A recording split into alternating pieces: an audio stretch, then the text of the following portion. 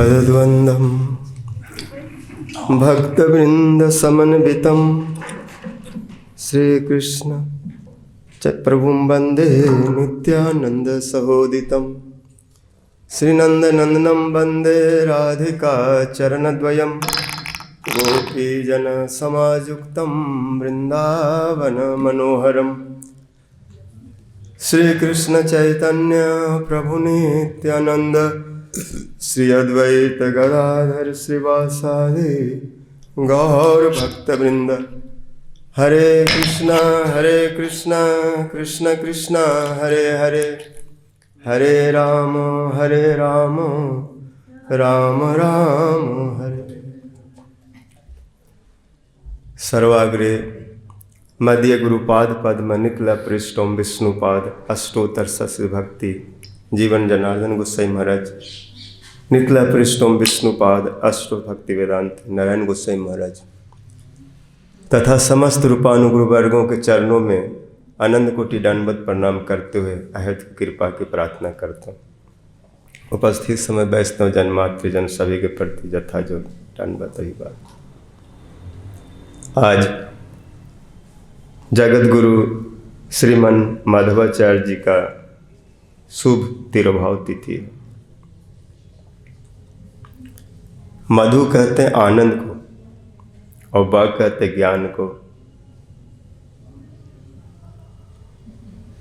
इसलिए उनका एक नाम है आनंद तीर्थ। तीर्थ का माने में ज्ञान होता है। जो आनंद रूपी तीर्थ में अवगाहन करते, जो आनंद के समुद्र में डूबते हैं। तो कृष्ण आनंद आनंदम ब्रह्म रसो वैसा रसम हेवाया हेवायम लब्ध्वा आनंदी भवति। कृष्ण केवल चित्त ज्ञान नहीं, निर्विशेष निराकार नहीं, वो सच्चिदानंद। उनके सब विग्रह सच्चिदानंद, प्रत्येक विग्रह प्रत्येक इंद्रियों के कार्य कर सकता है।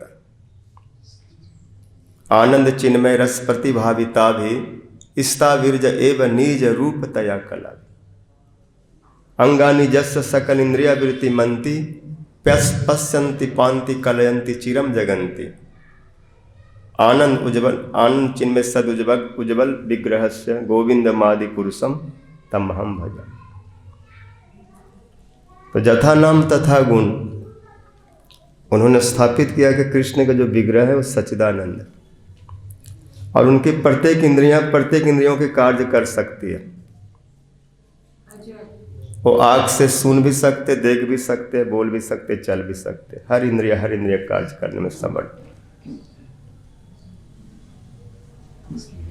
इसलिए उन्होंने जो तत्व सिद्धांत का स्थापना की, उनका जो जो प्रमेय है तत्व, जिनको प्रमाण के द्वारा सिद्ध किया। आचार्य का काम ही होता है तत्व को स्थापित करना, जिससे जीवों में तत्व का भ्रम न हो। ये जीव का बहुत बड़ा अनर्थ है, तत्व विभ्रम।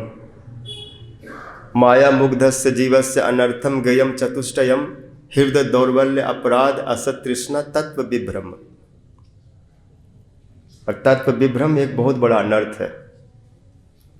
जिनको ठीक से तत्व ज्ञान ही नहीं, वो अपने तरीके से अलग अलग प्रकार से व्याख्या करते हैं या स्थापित करने की चेष्टा करते हैं।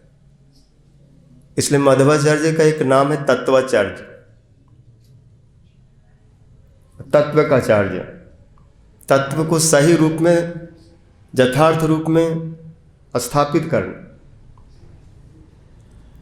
बहुत से लोग तत्व को नहीं जानने के कारण उटपटांग बातें कहते हैं। जैसे गीता में भगवान अर्जुन से कह रहे हैं कि लोग मैं कौन हूँ, जीव क्या है, माया क्या है, कर्म क्या है, काल क्या है, इन सब तत्वों को न जानने के कारण एक नया ही वो अपना बिटंडा, एक नया ही बात स्थापित कर देते, एक नई बात चला देते।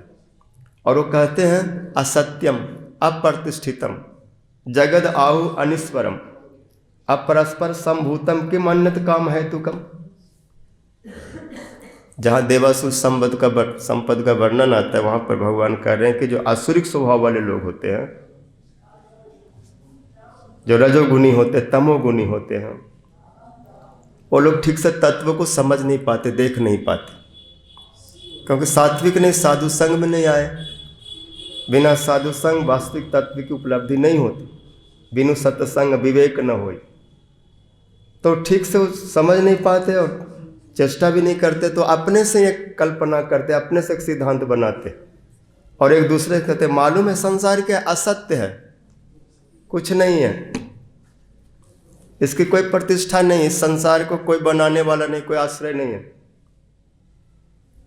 अनिश्वर, इस संसार का कोई भगवान नहीं है, कोई ईश्वर नहीं, अपने आप चल रहा है, भेड़ चाल है, बस चलने दो, जो जैसा मन में आता है बोलते। तो संसार कैसे हो गया? बोला परस्परम संभूतम, स्त्री पुरुष को मिलने से संसार बन गया। लेकिन स्त्री पुरुष को कौन बनाए, उसके पीछे बैक में क्या क्या था, वो सब पर विचार नहीं करते। जो सामने देख रहे उसी के ऊपर बोल देते। इसलिए मध्वाचार्य इन तत्वों को सुंदर रूप से स्थापित किए, तत्वाचार्य। और जिस समय उनका आविर्भाव हुआ उस समय मायावाद का प्रबलता अधिक थी, क्योंकि ऐसा कोई वैष्णवाचार्य नहीं हुए कि उसको रोका जाए।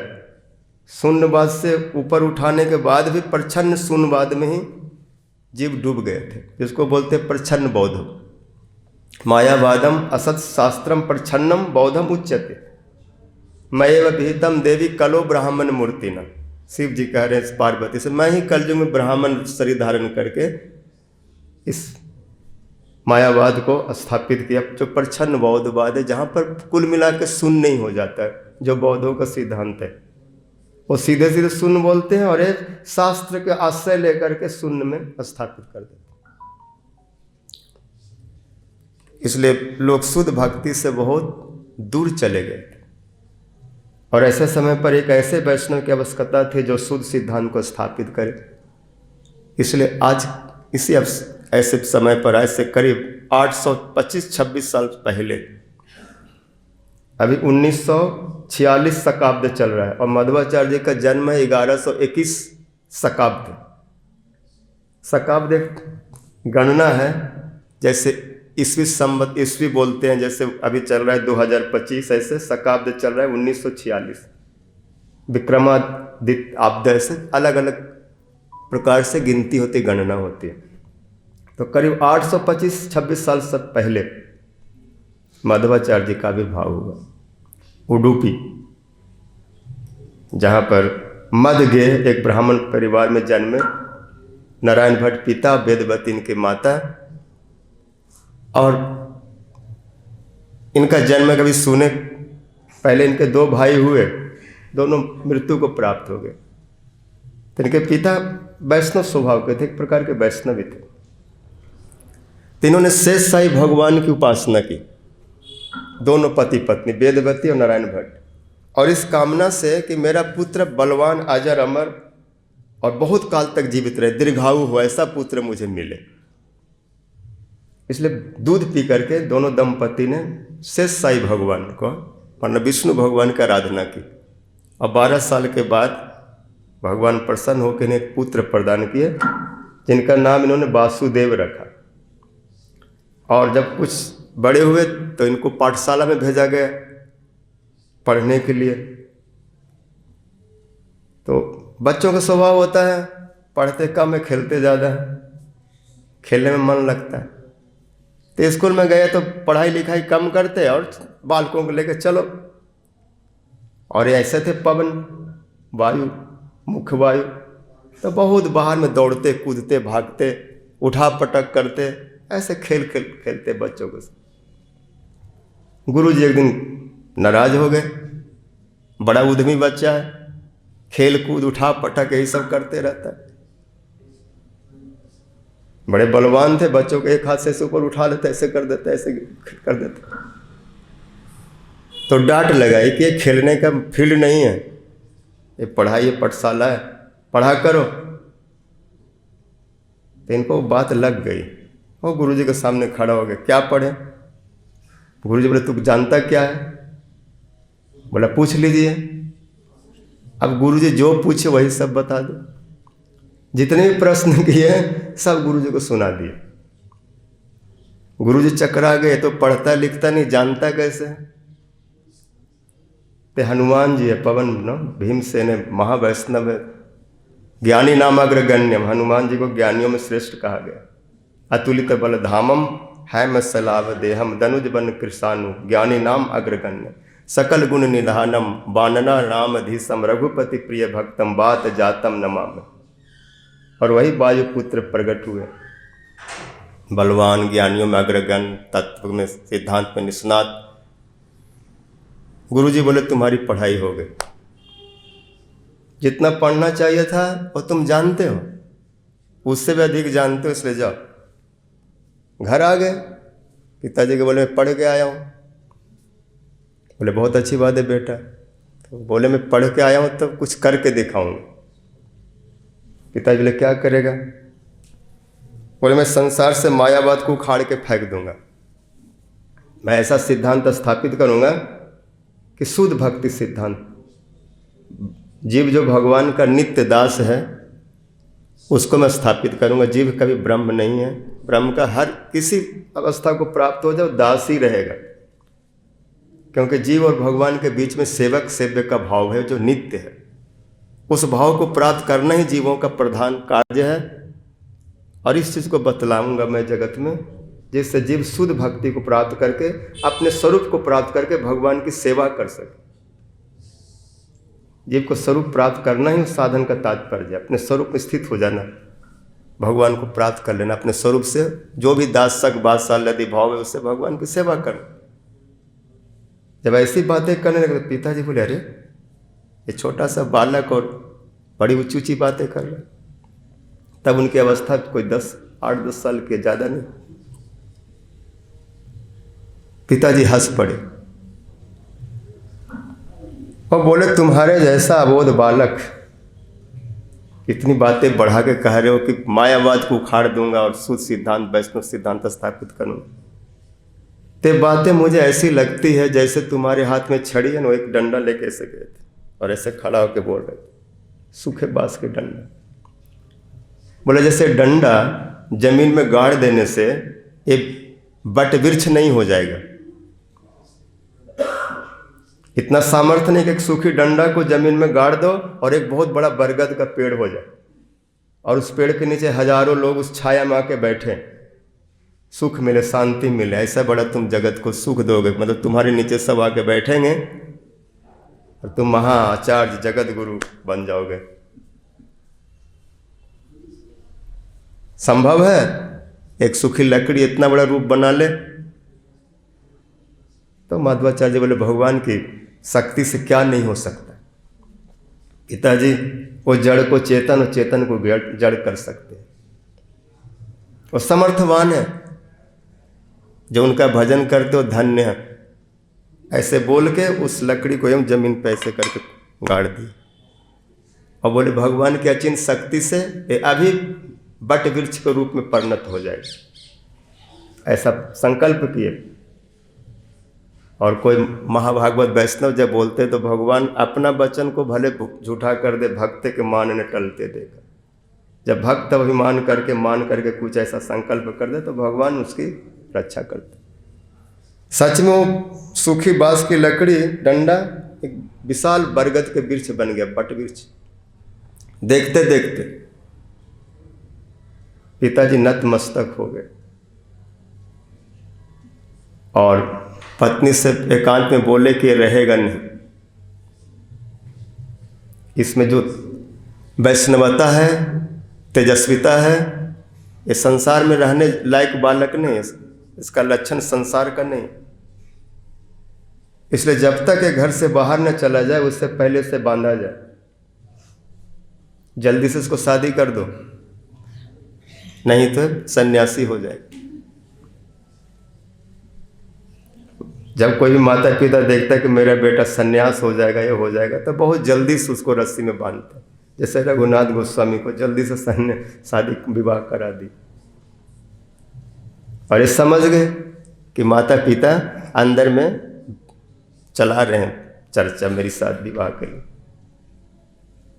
तो बुद्धिमान लोग बातों से, इशारों से समझ जाते क्या हो रहा है। कुछ उनके कान में पड़ी और सोचे जल्दी से निकल जाओ। तो शास्त्र का ऐसा नियम है, वचन है कि जब कोई व्यक्ति संन्यास या त्याग करता है, घर तो छोड़ता है, सन्यासी बनता है, तो माता पिता से आदेश लेना जरूरी होता है, अनिवार्य होता है। आशीर्वाद लेकर के जाओ। लेकिन ये व्यवहार है, यदि माता पिता अनुकूल हो, लेकिन अगर माता पिता से आदेश लेने जाए और वो विरोध करे तब मुश्किल हो जाती। तो यहाँ पर वासुदेव जी माता पिता से आदेश नहीं लिए, बिना कुछ बोले ही निकल गए।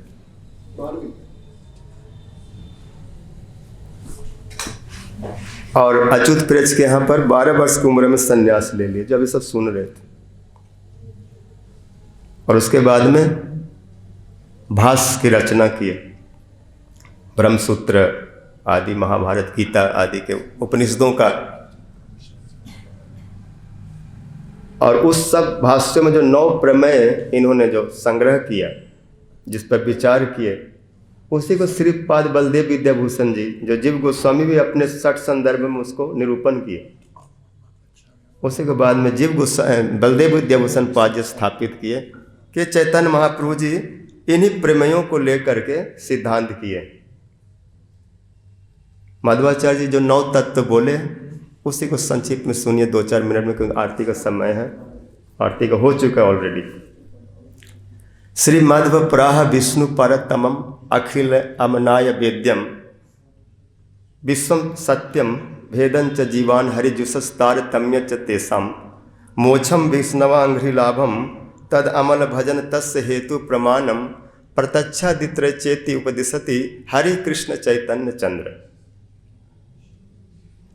ये गौर हरि श्री चैतन्य महाप्रभु जी इन्हीं प्रमेयों को अपने शिष्यों में प्रदान किए। रूप सनातन आदि की जो शिक्षा दी है, इन प्रमेयों के आधार पर ही दी, क्योंकि माधवा कुछ चीज़ को स्वीकार करते हुए।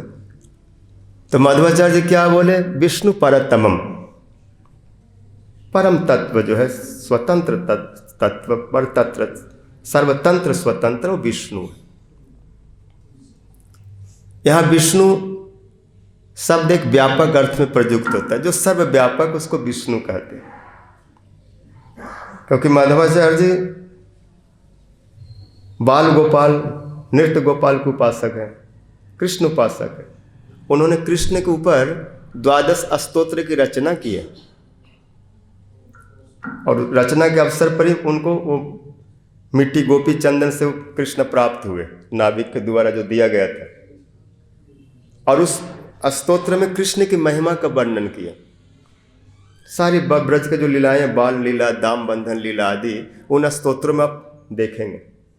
और उस 12 अध्याय में जो रचित स्तोत्र है, उसमें माधवाचार्य जी अपना स्वरूप का परिचय दिए। और वो कहते हैं कि मैं राधा रानी का एक सखी हूं। अपना नाम बताइए, नंदिनी सखी। तो ये विष्णु कहने से कृष्ण को समझिए। भागवत में आता है, विकृतम ब्रज बधु रिदम च विष्णु सरधान भी तो अनुसूर्ण्याद अथ वर्ण्यत ज। ब्रज गोपियों के साथ जिस विष्णु ने, अर्थात कृष्ण ने जो विहार किया, क्रीड़ा की, रासलीला, उनको जो श्रवण करते श्रद्धा के साथ, क्या होता है? उनके हृदय में सबसे पहले परा भक्ति आती है, अनर्थ की निवृत्ति होती है, और वो भगवान को प्राप्त कर लेते। विकृतम ब्रज बधुरिदम स विष्णु सरधान वित्व अनुसूर्ण्यादथ वर्ण्यत ज भक्तिम पराम भगवती प्रतिलभ्य कामम हृदय रोग आसु अपहिनोत अचिरे नधी। ब्रज भक्ति आने से सारे काम, सारे अर्थ चले जाते हैं, और वो धीर व्यक्ति भगवान को इस लीला को प्राप्त कर लेता है। तब विष्णु कहने से कृष्ण समझे, विष्णु मतलब सर्वव्यापक, ओमनी प्रेजेंट, उसको विष्णु कहते हैं। तो ही विष्णु है, श्री कृष्ण है परम तत्व, विष्णु परतमम। उससे बड़ा कोई तत्व नहीं है। गीता में भगवान बोले, मुझसे बड़ा कौन तत्व है? और गीता के भाष्य लिखे तो तत्व को जानते हैं। तत्वाचार्य कौन परम तत्व है? कृष्ण है। अर्जुन बोल रहे हैं त्वम अक्षरम परमम वेदितव्यम त्वमस्य विश्वस्य परम निधानम त्वम अभय शाश्वत धर्म गुप्ता सनातन स्तंग पुरुषो मतो में अहम सर्वस्य प्रभा मतः सर्वम प्रवर्तते इति मत्वा भजन्ते माम बुधा भाव समन्वित। तो कृष्ण परम तत्व, विष्णु परम एते चांस कला पुंस कृष्णस्तु भगवान स्वयं। और वो भगवान अखिल अमनाय वेद्यम। उनको जानना है तो सारे वेद में देखो, उपनिषदों में देखो, पुराण में, गीता में, महाभारत में, सर्वत्र उनके बारे में बतलाया गया। उनको जानना है तो गीता, भागवत आदि शास्त्रों के द्वारा जाने, उनसे जाने जाते हैं। विशेष करके मध्वाचार्य जी भागवत को सर्वोपरि शास्त्र मानते। कहते भागवत जो सात्विक शास्त्र है, वैष्णव शास्त्र है, अगर भागवत में कहीं पर कुछ ऐसा लगता है कि भक्ति से उल्टा कुछ कहा जा रहा है तो उसको मत ग्रहण करो, चाहे भागवत में क्यों न कहा गया हो, क्योंकि वो बात असुरों को मोहित करने के लिए कहा गया। भागवत में देखेंगे हिरण्याक्ष, हिरण्यकश्यप जब ब्रह्मा जी की तपस्या के लिए मंदराचल पर्वत पर गया और अंगूठे पे खड़ा होकर पैर के ऊपर ऐसे हाथ उठा के तपस्या कर रहे, ब्रह्मा जी आए अपने हंस पर बैठ करके, तो वहां पर हिरण्यकश्यप ने जो प्रार्थना की है, जो स्तुति की है भागवत में वर्णन, तो वहां पर कहते हैं कि ब्रह्मा को बता रहे हैं कि आप ही सबसे बड़े देवता हैं। जो सारे गुण विष्णु में घटित होता है वो ब्रह्मा जी में घटित कर दिए। आपसे पहले कुछ नहीं था, सत असत कुछ नहीं था, आप ही पहले जन्म लिए और आपके शरीर से ज्योति निकला और प्रकाश हो गया और सब कुछ हो गया, आप ही सब बना दिए। ये विष्णु कौन है, कहां से आ गए, इसको मैं नहीं जानता हूं। मतलब कुछ लोग किसी से अगर विरोध करते हैं तो उसको दबा करके अपना महिमा, अपना कुछ उटपटांग बोल देते हैं। तो यहां पर हिरण्यकश्यप जो ऐसा कुछ कहा, वो कोई ईर्षा और द्वेष में ऐसा बोला, तत्व को ढक दिया। अगर कोई उसको पढ़ के बोले देख हिरण्यकश्यप ने क्या कहा है, भगवान विष्णु बड़ा नहीं ब्रह्मा जी बड़े हैं, तो क्या बात माना जाएगा? जो ब्रह्मा जगह जगह पर हजारों बार विष्णु की स्तुति कर रहे हैं, ब्रह्मोहन आदि लीला में कई जगह पर स्तुति आता है, सृष्टि का आरंभ में स्तुति कर रहे हैं, जगह जगह स्तुति है ब्रह्मा का भगवान के लिए, तो ब्रह्मा विष्णु से बड़े कैसे हो जाएंगे? लेकिन कोई असुरिक भाव वाला रजोगुनी तमोगुनी ऐसा कुछ उटपटांग बोल दे, होता है कई बार किसी से जलन हो, ईर्षा हो, तो उसको गुणों को देख करके हम दबा देते हैं, अरे फालतू क्या जानता है, उसे तो अच्छा मैं हूं। तो प्रमाण नहीं हो जाता। प्रमाण जब 99% एक ओर जाए तो ज़्यादा माना जाता है। 99% लोग एक तरह की बात कर और 1% कोई उसमें उग्रवादी है, कोई ऐसा हिरण्यकश्यप जैसा उल्टा बोल दे, तो 1% 99% से अधिक तो नहीं हो जाएगा प्रमाण। तो सर्वत्र देखेंगे तो भगवान को ही सर्वत्र परम तत्व कहा गया, और कहीं एक आध जगह पर जब उसका विपरीत कुछ सुनने में आता है तो समझो किसी असुर ने ऐसा कहा है, वो मानने योग्य नहीं है। मध्वाचार्य सब सिद्धांत किए, वो समस्त शास्त्रों के द्वारा जाने जाते भगवान, विशेष करके भागवत के द्वारा। सत्यम, ये जगत सत्य है, क्योंकि सत्य उत्पन्न हुआ, इसको असत्य नहीं कर सकते। और जीवों का भगवान के साथ भेद भी सत्य नित्य है। फिर 5 प्रकार के भेद बतलाए। भगवान जीव में भेद है, जीव जड़ में भेद है, भगवान जड़ में भेद है, जीव जीव में भेद है, जड़ जड़ में भेद है। ये सब विस्तार से बोले।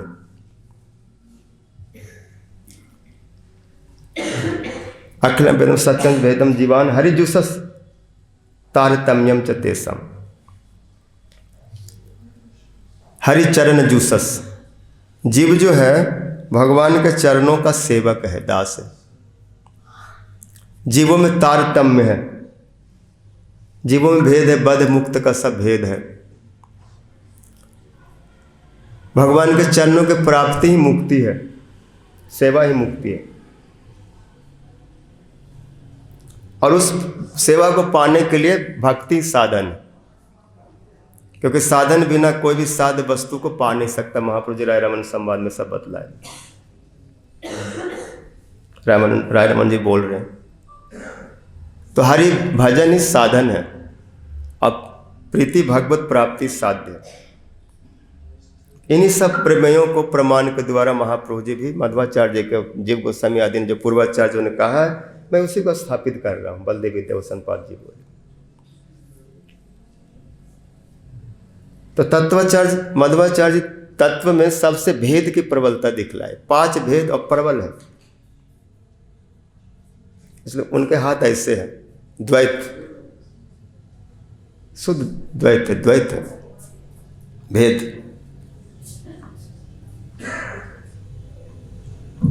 भगवान स्वतंत्र तत्व है और जीव परतंत्र तत्व है। जीव कितना भी बड़ा हो जाए वो भगवान के अधीन में ही रहेगा। और इसके लिए बहुत सारे उपनिषद आदि के प्रमाण दिए। एक ही वृक्ष पर 2 पक्षी बैठे हैं, एक वृक्ष के डाली पर, एक जीवात्मा और दूसरा परमात्मा। ऐसे 2-3 जगह उपनिषदों में आया है। 10 सुपर्णा सजुजा सखायम समान वृक्षे परिसस्व जाते। 2 पंछी एक ही वृक्ष पर समान डाली पर बैठे हैं, एक दूसरे को आलिंगन करके बैठे हैं। एक जीवात्मा जो है कर्म फल भोग कर रहा है, फल को खा रहा है, और परमात्मा केवल साक्षी बन करके देख रहा है। तो यहाँ 2 तत्व हो गए, एक जीव है, एक भगवान है। तब भेद है, दोनों एक नहीं है, अलग अलग है। और कभी भी एक नहीं होंगे। अगर वो साजुज भी हो जाएगा तो भी अलग ही रहेंगे। वो साजुज, यहाँ पर मध्वाचार्य साजुज कहते हैं जैसे किसी के अंदर में भूत घुस जाए। तब भूत किसी में आविष्ट होकर के उसके शरीर का जो सुख दुख है उसका अनुभव करता है। या जैसे लोहा में अग्नि का प्रवेश हो जाए, लोहा को आग में डालो तो लोहा आग जैसा हो जाता है। तो साजुज मुक्ति को इस तरह की परिभाषा देते हैं। बड़ा विलक्षण ढंग से बतलाए सब। और न्याय का बहुत प्रयोग किए। तत्वाचार्य ना कहते हैं जो स्वतंत्र है वो भगवान है, वो स्वतंत्र तत्व है। उनको भगवान बनने के लिए वोटिंग की जरूरत नहीं है। कोई उनको भगवान माने या ना माने, वो भगवान है। कोई उसको वोटिंग सिस्टम से उनके गद्दी से नहीं नीचे उतार सकता, जिसको डेमोक्रेसी बोलते हैं। किसी को अगर आप नहीं चाहें तो गद्दी से उतार देंगे, वोटिंग सिस्टम करके बोलेंगे ये हमारा भगवान है, हमारा प्रेसिडेंट नहीं हो सकता। लेकिन भगवान ऐसे स्वतंत्र है कि कोई उन पर वोटिंग सिस्टम नहीं चला सकता। और स्वराट है, स्वतः सिद्ध ही भगवान है। कोई बोलने से, सिद्ध करने से भगवान नहीं होंगे।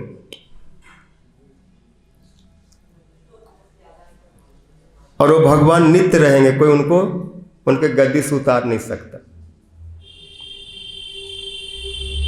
और जीव कितना भी छाती फुला ले, ऐसा कर ले वैसा कर ले, वो दास ही रहेगा। भगवान की बात छोड़ो, जो वैष्णव है, जो श्रेष्ठ वैष्णव, उनके सामने भी जूनियर वैष्णव उससे बड़ा कभी नहीं हो सकता।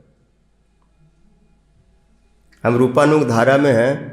कोई व्यक्ति सोचे कि मैं रूप गोस्वामी से बड़ा हो जाऊंगा, गुरु जी से बड़ा हो जाऊंगा, तो चेला चेला ही रहेगा। उसका गुरु नहीं हो सकता, उसके अधीन में रहेगा कितना भी बड़ा हो जाए। तो जीव भी भक्ति करके कि जितना भी बड़ा हो जाए भगवान के दास ही रहेगा, क्योंकि जीव का स्वभाव ही है परतंत्र, उसको अधीन में रहना ही पड़ेगा। नहीं रहेगा तो जाओ मरो, नरक में जाओ, दुख भोगो। अगर सेवा सुख भोगना है तो गुरु जी का अनुगत में रहो, वैष्णव का अनुगत में रहो, अनुगत त्याग तो जाओ ऐसे भगवान के साथ। इसलिए जीव सबसे परतंत्र है। परतंत्र भी दो प्रकार के होते हैं, एक भाव एक अभाव। भाव में भी दो भेद किए, जीव और जड़, चेतन और अचेतन, ये दोनों भगवान का अधीन में है। और अभाव के भी बहुत सारे भेद उन्होंने न्याय में करते, प्रागाभाव, ध्वंसाभाव, अन्योन्याभाव, अत्यंताभाव, इसको बोलते हैं अभाव। ये जड़ का होता है, ये सब नहीं समझेंगे, आरती करता हूं। जैसे अभी घड़ा नहीं है, now it's not clay pot, कल घड़ा बनेगा, इसको बोलते हैं प्रागाभाव। मतलब वस्तु तभी नहीं है, उसका भाव है, लेकिन आ जाएगा, बन जाएगा। एक होता है ध्वंसा, प्रध्वंसा भाव, घड़ा था लेकिन टूट गया, ध्वंस हो गया, इसको बोलते हैं अभाव, नॉट एग्जिस्ट। ये न्याय की भाषा, जो वस्तु एग्जिस्ट नहीं है अब उसको प्रध्वंसा भाव बोलते हैं। और जो वस्तु can be available but not now, that called प्रागा भाव। मतलब कल घड़ा बन जाएगा, आज मट्टी उट्टी मिला रहे हैं, खोद रहे हैं, कल बना देंगे। और एक होता है तंत्या भाव, जिसका कभी सत्ता था ही नहीं। जैसे कछुआ के सिर पर सिंग नहीं होता, नो हॉर्न खरगोश, अगर कोई बोले सत्सिंग तो अत्यंत अभाव है, ये फालतू की बात है। आकाश कुसुम, कछुआ के पीठ पर बाल होता है,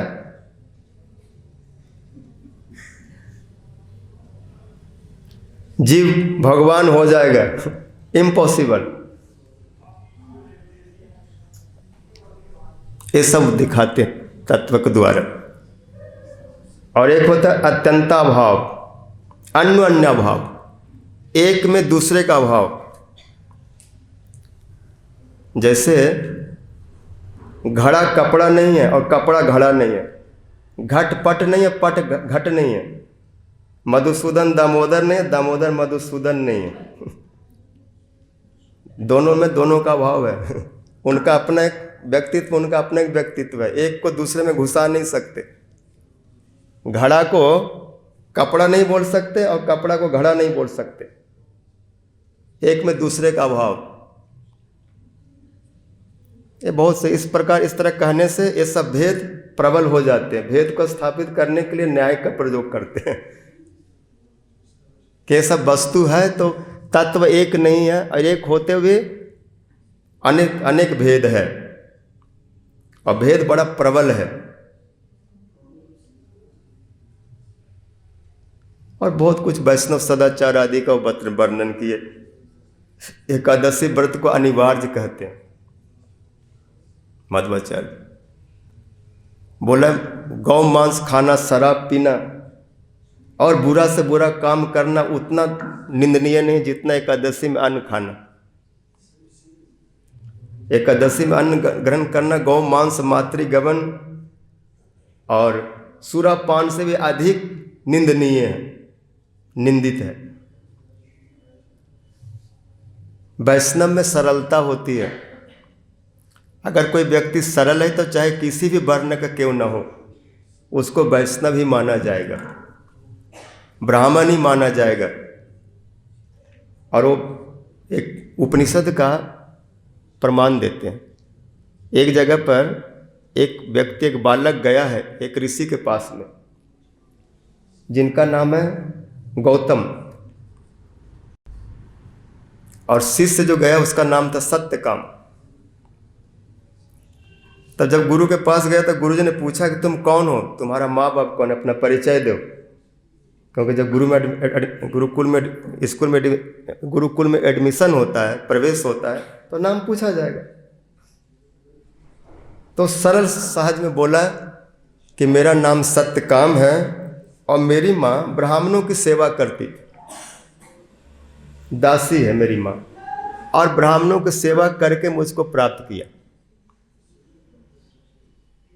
इसलिए मैं पिता के बारे में बता नहीं सकता।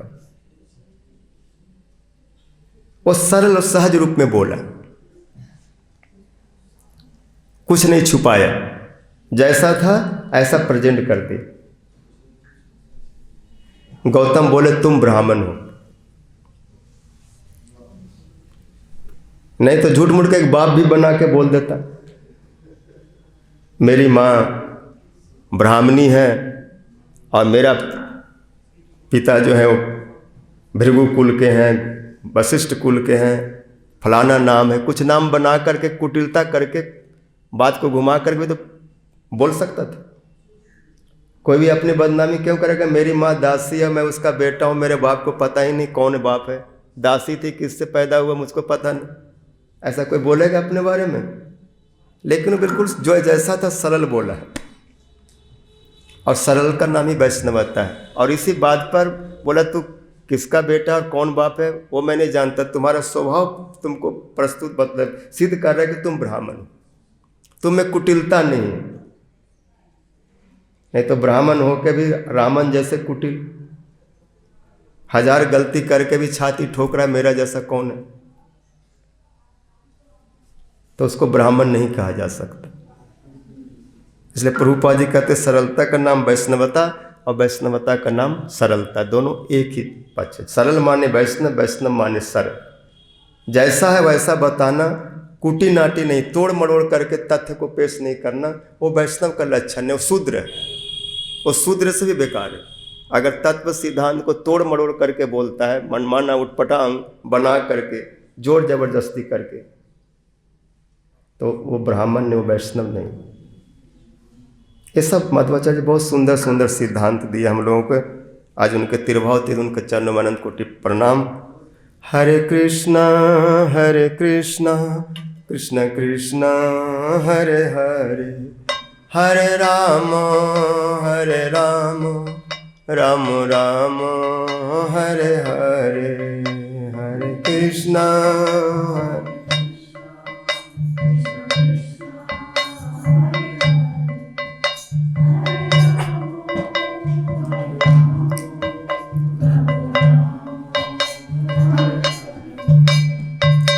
हरे कृष्णा कृष्ण कृष्ण हरे हरे, राम राम राम हरे हरे, हरे कृष्णा।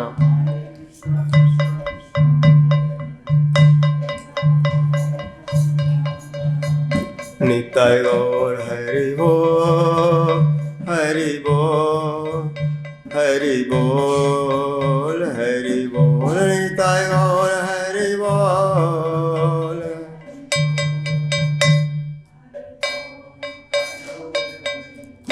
श्री गौर प्रेमानंदे हरि हरि बोल।